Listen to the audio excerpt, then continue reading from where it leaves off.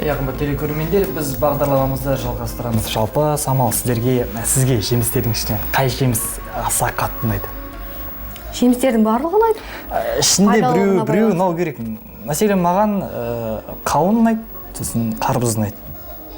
Жоқ, менің оларға енді аса қызығушылығым жоқ, бірақ енді дәл осы күзгі уақытта шыққан кезінде жегенді ұнатамын, оның пайдасын да білемін, пайдасы бар екенін де білемін, сондықтан енді барынша қолданып отырсам. Мәселен, мен ұнататын осы қарбыз дейікші, яғни қарбыздан қарбыз шырынын жасайды, яғни оның жұмсағы бар.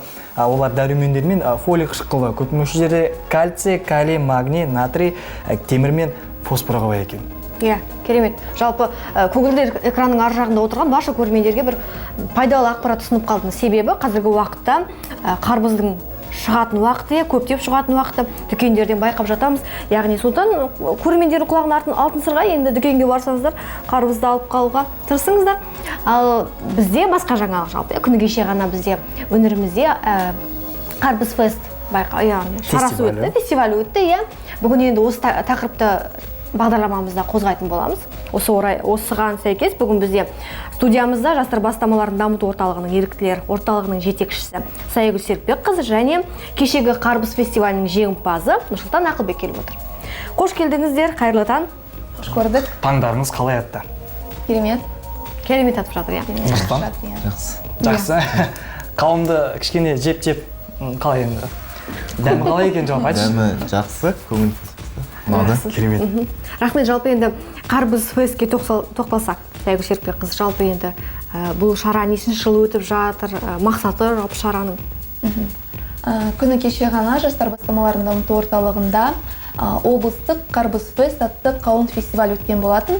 Бұл қауын фестиваліне қаламыздың оқу орындарының еріктілер жасағы қатысқан болатын, және де ауыл жастары, қала тұрғындары мен қонақтары қатысқан болатын.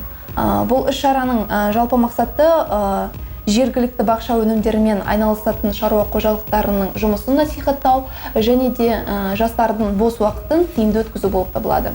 Және де бұл іс-шараға 400-ден астам студенттер қатысқан болатын. Аталмыш іс-шара жылынан екінші рет өткізіліп жатыр жастар орталығында. Және де бағдарламаға келетін болсақ, сайыстар өткен болатын. Бірінші сайыс Bon аппетит, ұлдар мен қыздар арасында уақытқа қарбызды жеу болып табылады. Және де екінші ойын, ол бізде қарбызды көтеру бойынша ойын өткен болатын. Міне жеңімпаз отыр Нұрсұлтан. Және де біздің іс-шарада бірнеше алаңдар болды. Бірінші көркем сурет салу мектебі өздерінің шеберлерін натюрморттан мастер-класс өткізген болатын.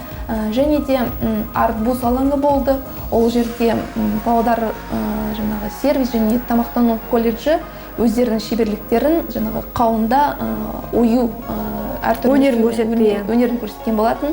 Және де біздің фестивальда Ертіс Баян өңірінің талантты жастары өздерінің музыкалық нөмірлерін көрсеткен болатын.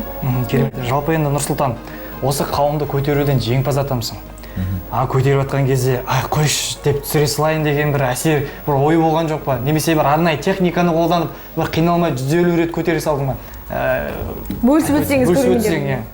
Қауымды көтеру кезінде қиыншылық болды. Айта алмаймын, ешқандай қиыншылықсыз қойып қоям ба деген ойла болды. Бірақ енді алғаннан кейін соңына дейін жеткізейін деп жеңімпаз атану керек болғандықтан сол. Қарбыз үшін жампида дейсің. Қарбыз үшін жалпы енді көрдіңіз бе, бүгін қалайда фестивальдің басты атрибуты дейді қой.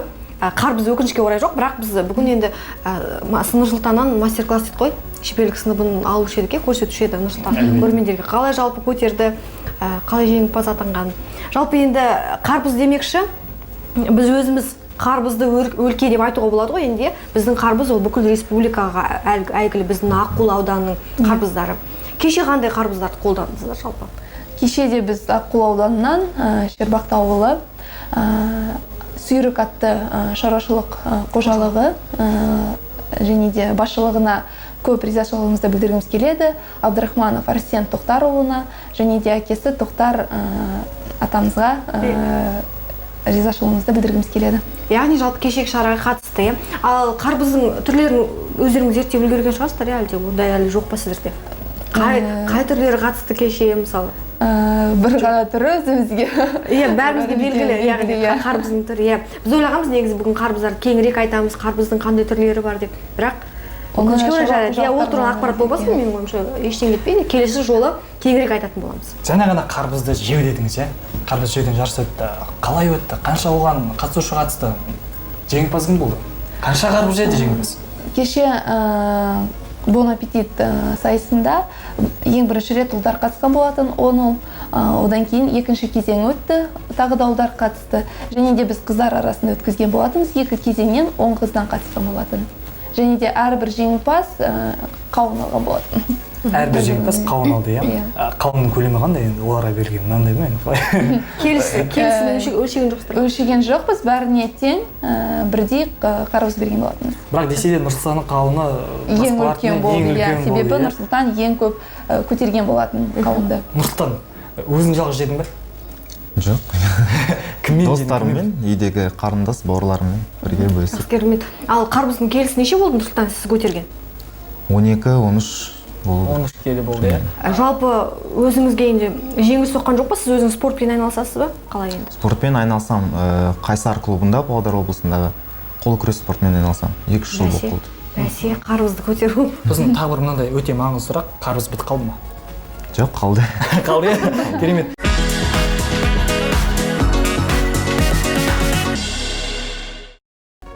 Арнамызға жаңадан ғана қосылған барша көрермендерге қайырлы таң деп біз бағдарламамызды жалғастырамыз. Естеріңізге сала кетейік, бүгін біз қарбыз төңірегінде сөз қозғап отырмыз. Яғни күні кеше ғана бізде өңірімізде қарбыз фестивалі өткен еді. Соның бүгін енді сол тақырыпты қозғап отырмыз. Жастар бастамаларын дамыту орталығының еріктілер орталығының жетекшісі Сайгүл Серікбекқызы және қарбыз фестивалінің жеңімпазы Нұрсұлтан Ақылбек бүгін бізде енді студиямызда қонақ болып келіп отыр. Қарбыздың королі Нұрсұлтан. Осыған дейін сен басқа да жемістерді көтеріп сайысып па едің? Әлде бұл сен үшін ең бірінші, әлде ең үлкен дейік пе, қалай айтсақ болады? Ең маңызды үлкен сайыстарың ба, жеңістерің бе ма? Қарбыз жемістер көтеруден жарыстарға қатысқан жоқпын негізі. Бірінші алғашқы жарысым. Ал басқа да спорттардан айналысам, иә, қатыстым. Қандайға? Қол күресінен облыстық, Қазақстан, республикалық чемпионаттарға қатыстым, жүлдегер атандым. Өзім Павлодар облысының Қайсар клубында жаттығам. Керемет, иә. Ал Сайгүлге сұрақ қойсақ, өткен жылы болды дедік, биыл болды дедік, иә, фестиваль жалпы енді айырмашылық бар ғой, сонда да, иә. Жыл сайын әрбір нәрсе жаңара береді, түрлі дүниелер қосыла береді. Биылғы фестивальдің ерекшелігі өткен жылмен салыстырғанда айтып өтесіз бе? Жалпы өткен жылы Батырмол сауда орталығында өткен болатын. Ол жерде жаңағы демалып жүрген адамдар және де жастар да болды, қатысқан болатын. Биыл күні кеше ғана өткен фестивалімізде жастар саны көбейді және де қатысушылар саны көбейді. Қыздар арасында көбірек қатысушылар болды және де айтып кеткенде алаңдар көбейген болатын. Иә. Ал кішкентай балалар қатысты жалпы кеше? Кішкентай балалар қатысқан жоқ. Қатысқан жоқ. Иә, себебі жастар келген жоқ. Көбінесе еріктілер жастар қатысты, студенттер. Мектеп оқушылар болды ма? Мектеп оқушылары да болды. Қаламыздың қонақтары да қатысқан болатын және де арбузымыздың дәмін тартып кеткен болатын. Аяғында айтпа. Бәріміз енді мақтанып айта алатын аққулы қарбыздарды. Шынымен де жарнама болып кеткен сияқты біздің тікелей эфирде.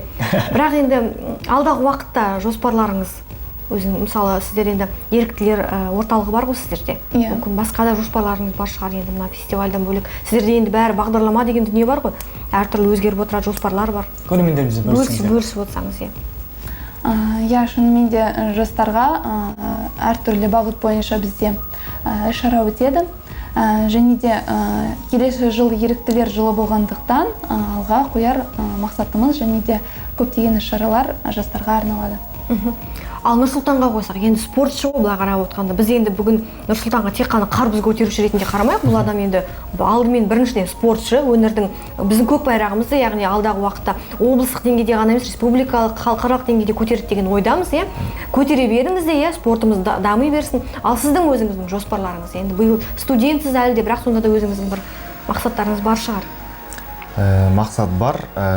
Биылғы жылы жас студенттер арасында өтетін қол күрес республикалық байқауында қатысып, жеңімпаз атану болып, соған дайындық. үстіндемін қазір.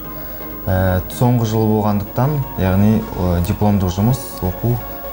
Барынша жауапты жыл ғой биыл, яғни. Барынша жауапты жыл. Жақында деп қалдыңыз, енді жақын жерде тұрады екенсіз. Енді жыл сайын қарбыздар менікі деп отырсыз ғой, сен. Солай жоспарлап отырсың да мақсат бар ма? Жыл сайын бір қарбыздан ұтып отырсам енді. Мүмкіндік болса қатысып отырамыз. Шаман келгенше, жалпы енді бұл қарбыз, менің ойымша бұл қызық үшін, оның ішінде дәріптеу мақсатында, осы күздің басты бір күз дегеніміз енді ол егінді жинау, мына барлық жемші көкөністерді жинауға молшылықты мезгілі. Сондықтан сіздердің жасап жатқан дүниелеріңіз шын мәнінде біріншіден өзіміздің қарбызды дәріптеу, екіншіден енді осы молшылықты көрсету, астықтың жиналып жатқан, егіннің жиналып жатқан. Рахмет. Енді Нұрсұлтан енді ол тек қана қатысушы, ол спортшы ретінде де үлкен жеңістерге жетеді деген үміттеміз. Ал енді бүгін бағдарламамызға келіп, біраз ақпараттармен бөлісіп жатсыздар. Көптен көп рахмет. Алдағы уақытта енді сізді спортшы, сізді енді еріктілер орталығының жетекшісі ретінде тағы да бағдарламамызға шақыратын боламыз. Қарбыз фест жалғасын таба берсін. Міндетті түрде. Рахмет.